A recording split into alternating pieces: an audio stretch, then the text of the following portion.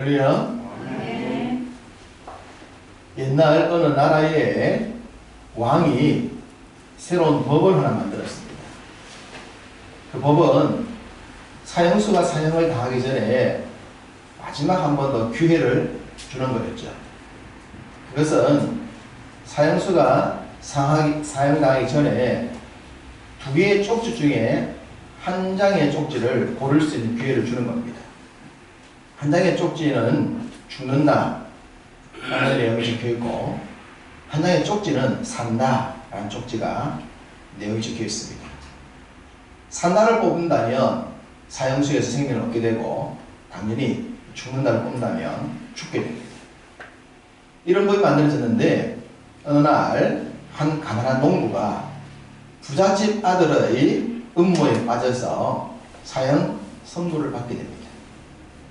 사형 선고를 당하기 전 이 농부에게도 한 장의 종이를 뽑을 수 있는 기회가 주어집니다. 그렇지만 이 부잣집 아들은 농부를 확실히 죽이기 위해서 아주 음모론을 총동원하여 산다라는 쪽지를 없애버리고 죽는다는 두 장의 쪽지를 함 속에 넣게 만들었습니다. 우연한 기회에 간수가 그 쪽지 속에 죽는다라는 두 장의 종이가 들어갔다는 사실을 알게 됩니다. 그러나 부잣집 아들의 권세가 무서워서 말을 하지 못하고 기회를 얻어 그 농부에게 상황을 설명했습니다. 당신이 뽑게 되는 두 장의 쪽지는 다 죽는다는 내용이 적혀있다 라는 내용만 전해줍니다. 그 말을 듣고 농부는 다음날 사형장 앞으로 나가야 되는데, 자, 일반적으로 그 내용을 들었다면 잠을 바르게 잘 수 있겠습니까? 못 자겠죠. 근데 농부는 오히려 편한 표정을 지으면서 깊이 잠들었습니다. 그리고 다음날 왕 앞에 드디어 함이 이동겨졌고, 농부는 그 중에 한 장을 뽑습니다. 어떤 걸 뽑더라도 농부는 죽게 되어져 있습니다. 농부가 한 장의 종이를 뽑아서 개봉을 하기 전에 급히 그 종이를 씹어 먹어버렸습니다. 농부가 어떤 종이를 뽑았는지를 알 수 없게 된 겁니다. 그렇다면 농부가 어떤 종이를 뽑았는가를 알기 위해서는 차후 선택이 뭐겠습니까? 남은 쪽지를 공개를 해야 되는 겁니다. 이미 삼켜버린 것은 어쩔 수가 없으니까, 그래서 왕이 명령하여 남은 쪽지를 끄집어내서 공개를 하라고 했습니다. 어떤 내용이 나옵니까? 죽는다. 그럼 농부는 어떻게 되죠? 살게 되는 겁니다. 죽음의 순간이었는데, 죽을 수밖에 없는 상황이었는데 농부가 그 밤에 지혜를 짜낸 겁니다. 농부의 지혜가 그 부잣집 아들의 음모를 능가하면서 자신의 생명을 살려낸 겁니다. 인생은 살아갈 때에 지혜가 필요합니다. 지혜가 아주 중요합니다. 지혜란 지식과 다릅니다. 지식은 학문적이고 똑똑하고 남들 많이 배우고 많이 알고 있는 그런 수준을 말하지만, 지혜는 지식을 뛰어넘습니다. 그렇기 때문에 우리 예수님께서 제자들을 향하여 뱀같이 뭐하라? 지혜로워라. 이 세상은 뱀과 같은 거예요. 뱀과 같은 사람이 우리 주변에 많아요. 그런 사악한 세상 속에서 우리가 그들의 지혜를 뛰어넘어야 하는 겁니다. 더 지혜로운 자, 지혜가 우리의 삶을 살리게 됩니다. 하나님이 우리에게 바로 이 지혜에 대한 말씀을 주고 있습니다. 그것이 성경이고, 이 성경을 말씀을 통해서 우리가 이 세상을 어떻게 살 수 있으며 어떻게 이길 수 있는가를 가르쳐 주십니다. 그것을 말씀을 통해 알게 되는 거죠. 우리가 살아가는 세상은 많은 사람들이 팍스 로마나라는 말을 외칩니다. 팍스 로마나, 혹은 팍스 아메리카나 이런 말을 외칩니다. 평화라는 말입니다. 자신들의 나라가 평화다. 자신들이 평화로운 길을 만든다 라고 외칩니다. 그러나 그들이 팍스를 외치고 있는 그 내면 속으로 들어가 보면 약육 강식이 들어있습니다. 그들은 겉으로는 평화를 말하지만 너희들이 내게 복종하고 너희들이 내게 수종 들고 너희들이 나의 지배를 받는 것 속에서의 평화를 말합니다. 기회만 된다면 모든 약자들을 다 굴복시켜서 자신의 마음대로 부리고 싶은 그 약육 강식이 모든 사람들 속에는 내재되어져 있습니다. 다만 그런 기회가 주어지지 않았을 뿐 기회가 주어진다면 갑질은 누구를 통해서도 나타날 수가 있습니다. 이런 세상이 외치고 있는 팍스 속에서 하나님의 백성들이 어떻게 살아야 될 것인가? 지혜가 필요합니다.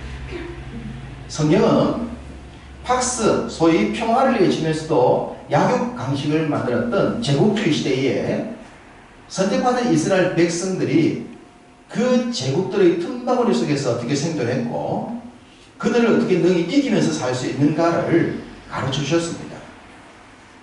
그것을 통해 이 땅에 가시적인 하나님의 나라를 세우기를 원하셨던 겁니다. 인류 최초로 등장한 제국은 여러 번 말씀드렸듯이 아수르 제국입니다. 그 아수르 제국이 등장하기 전에 제국으로 나가기 위해서 발버둥을 쳤던 나라가 이집트고요. 아수르가 최초의 제국을 만들고 난 뒤에 500년 승승장구했지만 그 뒤 바벨론 제국이 나오고 바벨론 뒤에 페르시아가 나오고 페르시아 뒤에 헬라가 나오고 헬라를 이어서 로마로 이어집니다. 제국은 그렇게 수백 년 동안 뒤바뀌면서 세상을 지배하고 있습니다. 그 지배하는 세상 속에 이스라엘이라는 나라가 존재했습니다. 이스라엘은 땅도 크지 아니하고 힘도 강하지 않습니다. 그 제국의 틈바구니 속에서 생존 자체가 힘들었던 거예요. 그러나 하나님은 생존이 아니라 오히려 그들을 향하여 선한 영향력을 나타낼 수 있도록 하셨습니다. 그것을 이루었던 사람이 다윗이죠. 목동 출신에 불과했던 다윗은 가시적인 하나님 나라를 만들어냅니다. 제국들과의 틈바구니 속에서도 밀리지 않고 하나님의 나라를 당당히 세워나갔던 멋진 믿음의 사람이었습니다. 그런데 다윗이 죽고 난 뒤의 문제다. 다윗이 죽고 난 뒤에 다윗이 걸었던 다윗의 길을 동일하게 걷는 왕들이 그렇게 많이 나오지 않습니다. 그러다 보니 그들은 제국의 틈바구니 속에서 선한 영향력과 가시적인 눈에 보이는 하나님의 나라를 만들어내지 못하고 오히려 지배당하는 민족으로 전락하고 마는 거예요. 그렇게 지배를 당할 수밖에 없는 상황이 전개되지만 하나님은 그들에게 지혜자들을 보내셨습니다. 소위 선지자들, 예언자들입니다. 지혜자들을 보내어서 세상이 어떻게 흘러가고 세상이 어떻게 변한다. 그 속에서 너희들이 어떻게 살아야 된다고 하는 삶의 지침을 보여주는데 그게 곧 지혜이지 않겠습니까? 그 지혜의 말씀들을 주셨습니다. 다윗, 선한 왕이 될 수 있었습니다. 다윗이 선한 왕이 될 수 있었던 것은 다윗 곁에도 지혜자였던 선지자가 있었지 않습니까? 대표적인 사람이 누굴까요? 나단 선지자죠. 다윗의 선지자였던 나단 선지자. 다윗은 선지자의 말씀을 들을 수 있는 귀가 있었고 또 그 선지자들은 자신의 목숨을 걸고 옳은 직언을 할 줄 알았습니다. 나단이 목숨을 걸고 다윗에게 옳은 얘기를 하지 않습니까? 그래서 다윗은 그 선지자의 얘기를 들을 줄 아는 귀가 있었고 마음이 있었어요. 그래서 자신의 삶을 고쳤고 멋진 하나님의 나라, 눈에 보이는 하나님의 나라를 만들어냈던 겁니다. 안타깝게도 다윗이 죽고 난 뒤에 지혜자들은 계속적으로 보냄을 받았지만 그 지혜자들의 말을 들을 수 있는 백성들의 귀가, 마음이, 영이 별로 없었습니다. 그 이후 불행 역사가 계속 전개되는 것은 이미 우리가 알고 있는 내용입니다. 솔로몬 이후 이스라엘은 하나의 나라가 두 개의 나라로 나뉘었다고 말씀드렸습니다. 북쪽을 북왕국 이스라엘이라 부르고 남쪽을 남왕국 유다라 부른다고 말씀드렸어요. 북왕국이나 남왕국에 나눠졌지만 선택받은 이스라엘 백성이지 않습니까? 그랬는데 북왕국 이스라엘이 결국은 아수르라고 하는 대제국에 멸망을 하고 말아요. 이때가 연도로 따지면 기원전 BC라거든요. 722년입니다.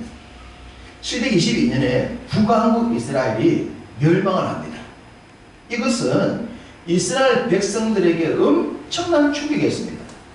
왜냐하면 이스라엘 백성들에게는 선민 사상이 있었어요. 선택받은 민족은 절대 망하지 않는다. 선민 불패 사상을 가지고 있었습니다.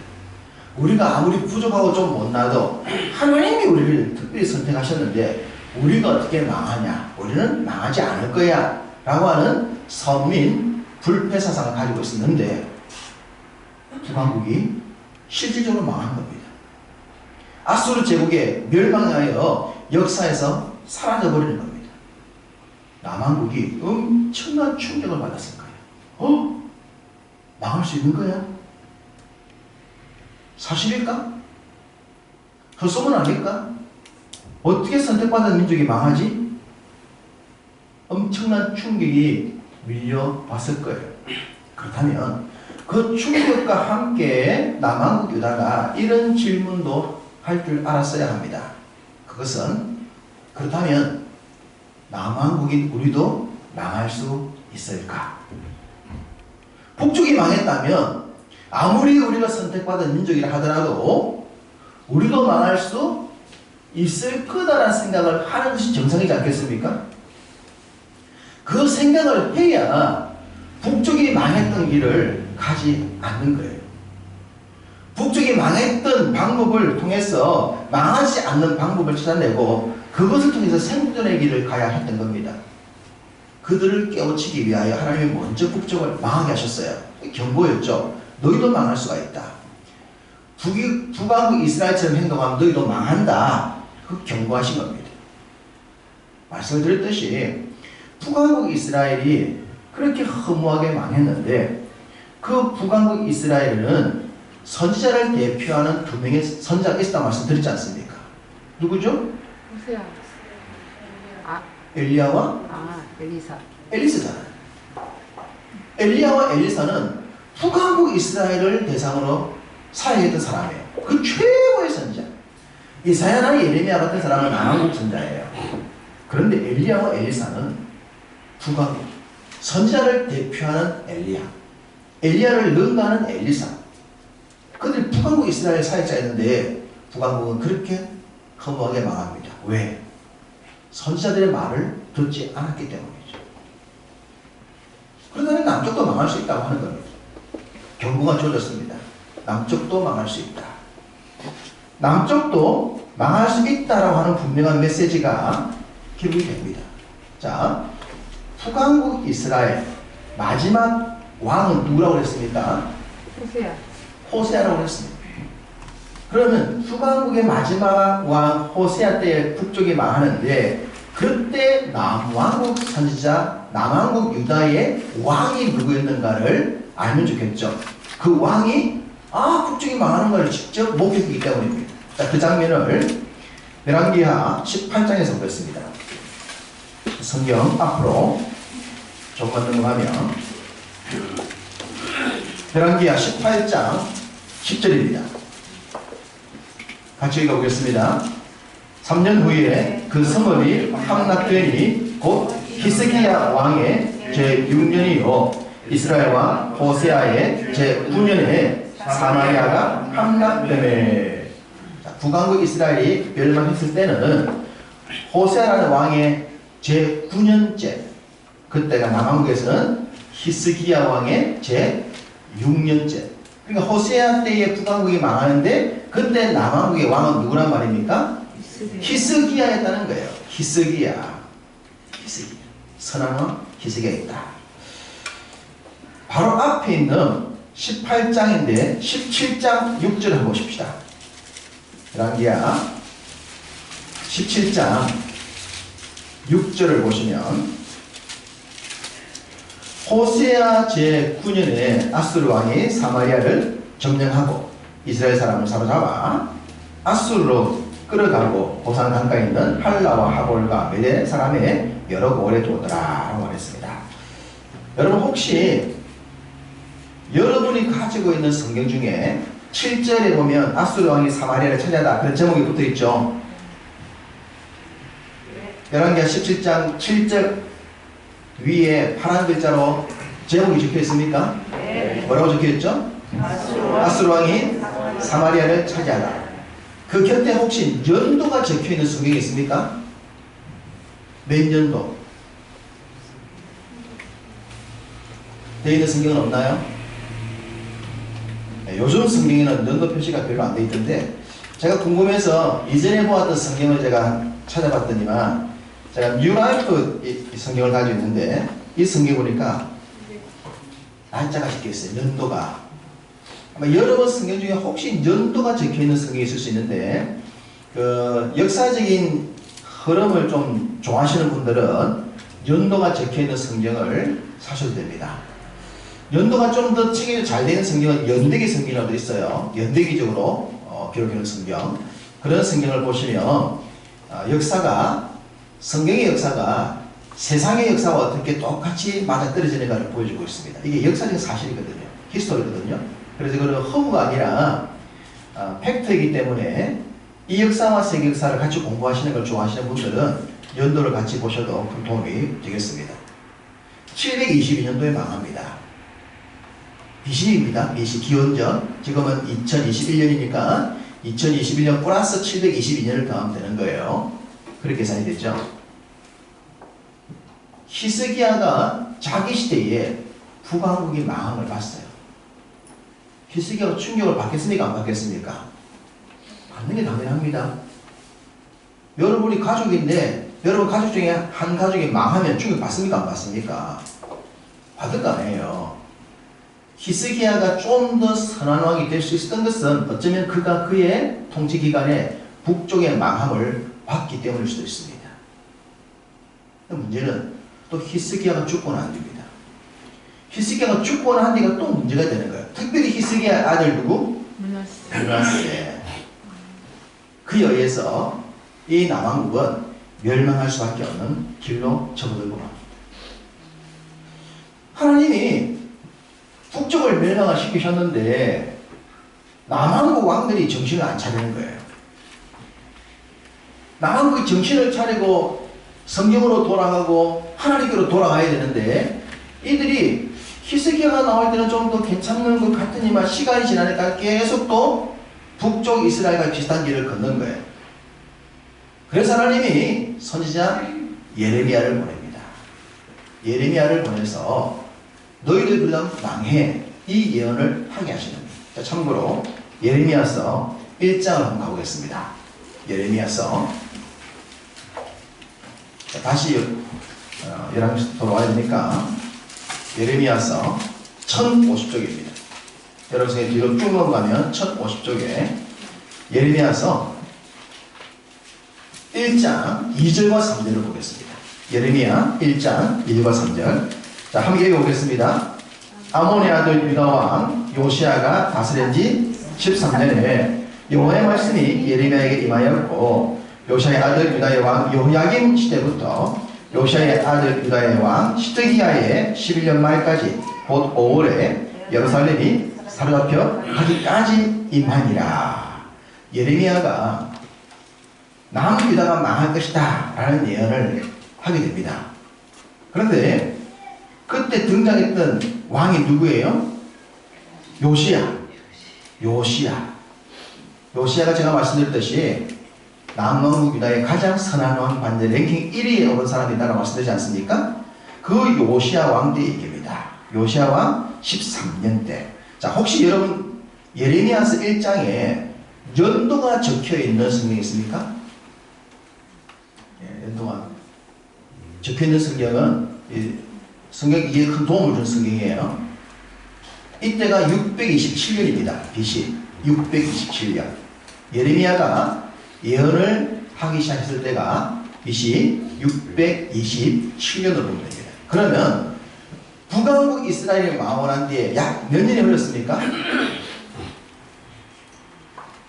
북왕국이 몇 년에 망했다 그랬죠? 722년. 100년. 지금 예레미야가 남쪽도 망한다라고 예언을 몇 년도 했대? 627년. 그러면 근 100년입니다. 100년 뒤에 북쪽이 망하고 난 뒤에 하나님이 100여 년을 보시다가 남쪽도 희망이 없다고 생각하시는 거예요.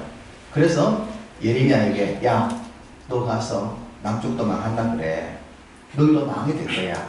그 예언을 하라고 했는데 그 예언이 627년경이에요. 그러면 여러분 남왕국 유다가 완전히 망해서 바벨론의 포로로 잡혀갔던 3차 멸망 혹시 기억하십니까? 몇 년도인지? 586년. 여러분 우리 젊은 청년들 기억을 잘할까요? 586 컴퓨터예요. 486 컴퓨터, 386 컴퓨터, 486 컴퓨터, 586 컴퓨터 그랬지 않습니까? 58년 개띠처럼 586년 이때 남왕국 유다가 망합니다. 완전히 망합니다. 그럼 몇 년 전입니까? 627년에 예언을 했는데 완전히 망하는 것은 586년이에요. 그러면 예레미야가 몇 년 전부터 남쪽 망한다고 예언하기 시작했어요? 남유다가 망하기 약 627 빼기 586 하면 대략 40년 정도입니까? 대략 40년. 남왕국 유다가 망하기 40년 전쯤에 하나님이 예레미야를 보내어서 너희들도 망할 수 있어. 정신 차려. 너희들 망해. 그럼 어떻게 해야 되지? 이걸 전하는 거예요. 문제는 그 당시 세상을 지배했던 제국이 어느 제국이었을까요? 여전히 아수르였어요. 여전히 아수르가 세상을 지배하고 있는데 예레미야가 등장해서 바벨론이 너희들을 망하게 할 거야 라는 얘기를 했단 말입니다. 그럼 이해가 됩니까? 안 됩니까? 안 되겠죠. 아수르가 너희를 망하게 할 거야. 그러면 이해가 돼요. 그런데 아수르가 아니라 바벨론이 너희들을 망하게 할 거야 라고 말한다면 아수르가 어떻게 해야 가능합니까? 망해야 가능하잖아요. 아수르가 망해야지만 다음 제국인 바벨론이 유다를 정복할 수 있잖아요. 그런데 여전히 이때에 제국을 지배했던 나라는 아수르였다. 예레미야가 627년도에 너희들 망할 수 있어 라고 할 때에 제국은 아수르란 말이에요. 그러니까 이스라엘 백성들의 왕들이 예레미야의 예언이 들릴까요? 안 들릴까요? 안 들리죠. 이걸 들을 수 있으려면 시대를 분별할 수 있는 분별력이 있어야 돼요. 이 세상은 누가 돈을 다 먹는지 아십니까? 시대를 분별하는 사람은 돈 다 먹습니다. 스마트폰 창시한 스티브 잡스가 돈 다 먹었잖아요. 핸드폰으로. 자동차 만든 사람이 돈 먹고요. 다 그런 겁니다. 남들이 가지고 있는 아이디어를 뛰어넘어서 새로운 생각을 내는 사람이 다 자기가 주인공이 먹는 거예요. 그래서 지혜가 필요해요. 세상이 어떻게 흐르는지를 볼 줄 알아야 돼요. 이걸 성경을 통해서 배우는 겁니다. 당신은 아수르였어요. 바벨론 등장 아직 안 했단 말입니다. 그런데 이 선지자는 하나님은 바벨론 얘기를 하고 계시네요. 그러니까 왕들이 잘 안 믿는 거죠. 그런데 문제가 생깁니다. 갑자기 세계에 대전쟁이 폭풍이 일어나기 시작하는 거예요. 소위 세계대전이 일어나기 시작합니다.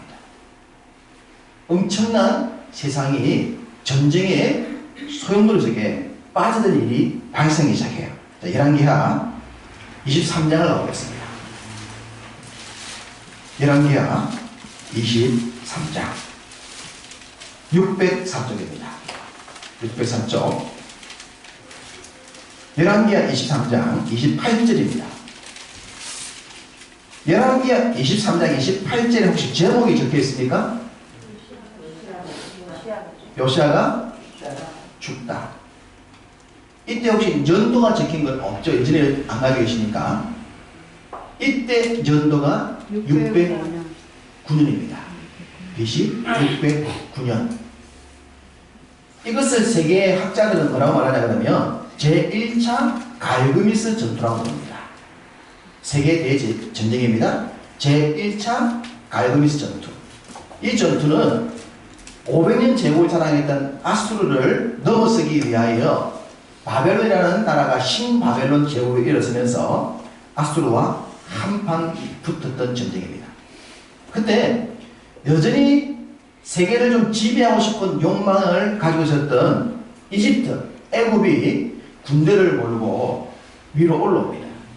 바벨론이 비옥한 초생다의 지역을 따라서 넘어오고 지금의 터키 지역에 있었던 아수르가 충돌하는데 밑에 있었던 애굽이 올라와서 세계 3대 나라가 한판 붙는 전쟁이 일어나고 그 가운데 있었던 유다의 왕의 이름이 요시아입니다. 세 나라가 붙는데 바벨론이 넘어오면서 아수르와 충돌, 500년 제국 아수르와 충돌할 때 애굽이 아수르를 돕기 위해서 올라옵니다. 아수르와 애굽의 동맹국이 바벨론과 싸우기 위한 전쟁이 609년도 갈그미스에서 일어났어요. 그때 요시아가 선지자 예레미야의 예언을 기억했더라면 슬며시 말을 빼면 됐습니다. 애굽의 바로무가 군대를 몰고 아수르를 돕기 위해서 올라올 때 이스라엘이 거쳐서 올라가거든요. 이전에 중국과 일본 우리를 거쳐서 다녔듯이 길을 비켜달라 라고 말을 하는데 요시아가 거기서 애국과 전쟁을 하고 말합니다. 하지 않았어야 될 전쟁을. 요시아에 있어서 최대의 어떤 정책적 미스, 단 하나의 실수라면 여기가 아닐까 싶어요. 그래서 그 선언한 요시아가 죽음으로 인해서 남유다는 한마디로 끝납니다. 그 이유는 뭐 볼 것도 없어요. 이 609년도 제1차 갈그미스 전투에서 생각지도 않았는데 바벨론이 아수르를 이겨버립니다. 와, 역사가들 깜짝 놀랍니다. 그 당시 바벨론은 아수르만큼 센 나라가 아니었거든요. 근데 바벨론이 이겨버려요. 이유는 딱 하나입니다. 뭐겠습니까? 하나님이 바벨론을 서신다고 하시기 때문에. 하나님이 바벨론을 들어서 너희들을 망하게 하더라 예언하시기 때문에 바벨론이 이기게 되어 있는 것. 이거 하나님의 세계 경영법이에요. 세계 역사학자들이 이 장면을 보면서 이해를 못해요. 왜 망했는지. 저 역사 말이 안 되는데 바벨론이 이긴단 말이에요. 여기서 애굽이 아수르를 도우러 올라갔다가 애굽도 아수르가 망한 걸 보고는 힘을 못 써요. 그리고 이제 군대가 돌아오죠. 돌아오는 길에 요시아가 방해했단 말이에요. 그래서 애굽이 유다 땅을 지배하게 돼요. 이놈들 너희들이 발목을 안 잡았으니 내가 올라가서 이겼을 건데 너희들이 발목 잡아가지고 전력 다 손실하고 그래서 올라가다 보니까 이렇게 됐잖아요. 그래서 애굽이 그때부터 남유다를 지배해서도 남유다가 애굽의 지배권에 들어갑니다. 그러나 애굽과 이제 새로운 신생 대국인 아수르가 바벨론이 충돌하는 기간이 4년 정도 지나요. 서로 으르르거리는 신바벨론, 이 나라를 우리는 신바벨론을 부르죠. 이 바벨론과 이집트가 으르르거리는 기간이 4년이 지나고 난 뒤에 605년도에 새로운 전쟁이 일어납니다. 자, 이게 24장을 보십시오. 열왕기하 24장을 보시면 바벨론에 느부갓네살이 올라오지 않습니까? 바벨론의 느부갓네살이 새로운 전쟁을 일으킵니다. 이걸 역사학자들은 제2차 갈그미스 전투라고 부릅니다. 두 번째 여기서 아수르와 이집트가 붙는 거예요. 누가 이기겠습니까? 아수르와 이집트요? 당연히 바벨론이 이겨야 되죠. 하나님이 지금 바벨론을 쓰신다고 했는데 바벨론이 지면 큰일 나지 않습니까?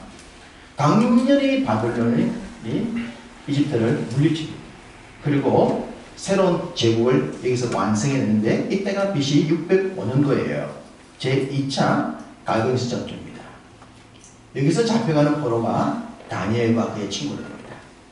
이스라엘의 1차 포로가 605년도, 그리고 597년도에 2차 포로, 586년도에 3차 포로로 해서 이스라엘이 세 번째로 망하게 됩니다. 세 차례. 자, 609년도에 아수르가 무너졌고 605년도에 애굽이 무너졌습니다. 어느 나라만 남았습니까? 바벨론입니다. 그렇다면 이스라엘 백성들이 여기서 무엇을 보아야 돼요? 예레미야의 예언이 맞구나. 지금 예레미야의 예언이 성취되어져 가고 있구나. 627년도부터 예언했는데 609년도 세계대전 605년도 되면서 포로로 잡혀가기 시작하고 모든 세상의 역사가 바벨론에서 재편성되는 걸 보았다면 예레미야의 예언이 맞다고 느껴야 돼요? 안 느껴야 돼요? 믿어야 돼요? 안 믿어야 돼요?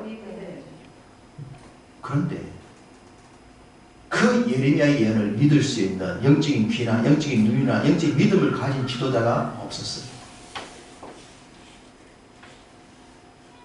그 믿음의 사람, 지혜를 가진 사람이 없었기 때문에 망한 얘기가 오늘 본문 열왕기하 25장 1절부터 7절까지 읽었던 그 멸망의 스토리가 여기서 나옵니다. 결국 망한 것. 하나님이 남유다를 파십니다. 586년도에. 이유는 한 가지입니다. 너희들 정신 못 차렸는데 정신 차리라 이 말입니다. 안 망하니까 자꾸만 우리가 선택받은 민족인데 어떻게 망해? 안 망할 거야. 이 짓을 하고 있는 거예요. 그러니까 하나님이 야, 너희들 진짜 그렇게 봐도 모르겠냐 지금. 세상이 이렇게 바뀌는 건 내 말대로 되고 있는데도 불구하고 내 말을 안 믿냐? 망해봐야 정신 차리겠구나. 그래서 바벨론에 팔아버리는 겁니다. 팔아버리고서 다시 사겠다는 거예요. 70년 뒤에 다시 산다. 정신 차리라. 그럼 너희들이 고통당하지 않고 사는 방법은 바벨론에 저항하지 말고 바벨론에 항복하면 된다. 그러면 바벨론이 너희들 알아서 다 할 거야. 왜? 바벨론은 나의 도구니까. 내가 너희들을 가르치기 위해서 깨우치기 위해서 쓰고 있는 나의 도구가 지금 바벨론이니까 바벨론 겁내지 마. 내 도구야. 그런데 안 믿는 거예요.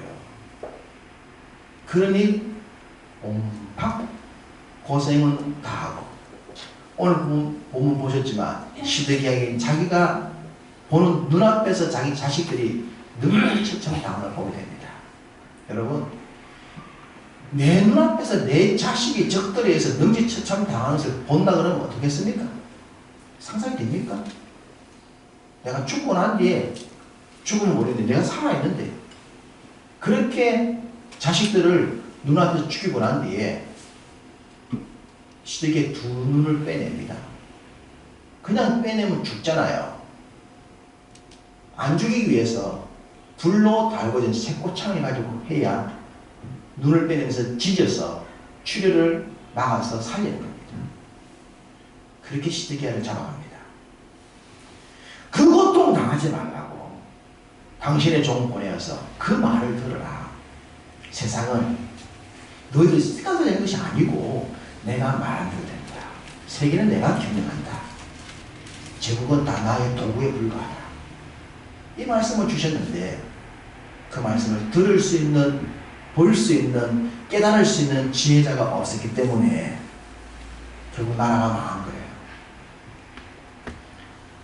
한 구절만 더 보겠습니다. 예레미야서 23장 29절입니다. 예레미야서 23장 29절 말씀.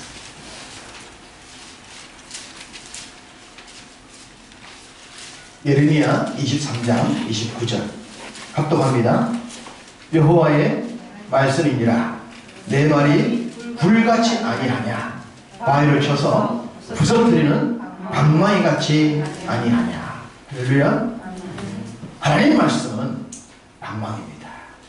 깨어 부수는 방망이입니다. 제국들도 부수셨고 독재자들도 부수셨고 불신앙의 사람들도 하나님은 방망이로 부수셨습니다. 불로 태우셨습니다. 하나님은 세계를 지금도 경영하십니다. 역사를 주장하십니다. 우리의 인생의 주관자 되십니다. 우리가 이 세상을 살아가면서 이 세상에서 생존할 뿐만 아니라 가시적인 하나님의 나라를 만들고 선한 영향력을 미치는 사람이 되기 위해서는 하나님의 지혜의 소유자가 되어야 됩니다. 하나님의 지혜의 소유자가 되기 위해서는 하나님의 지혜를 우리에게 이식을 해야 돼요. 신장 하는 사람이 신장 이식하듯이 하나님의 지혜를 우리에게 이식하는 겁니다. 그 하나님의 지혜가 하나님의 말씀이지 않습니까? 하나님의 말씀은 내 가슴속에 이식을 시키는 겁니다. 그 말씀이 나를 이끌어가도록 만들어가는 겁니다. 그 말씀의 지배를 받아야 하는 겁니다. 우리 예수님은 제자들에게 이런 얘기를 하셨습니다. 하나님 나라는 밭에 감추인 보화와 같다. 보화는 보화인데 무슨 보화? 감추인 보화. 누가 주인공입니까? 찾으면 됩니다. 찾는 자가 주인입니다. 하나님은 성경 속에 보화를 담아주셨어요. 누가 이 성경 속에서 하나님의 보화의 주인공이 될 것인가?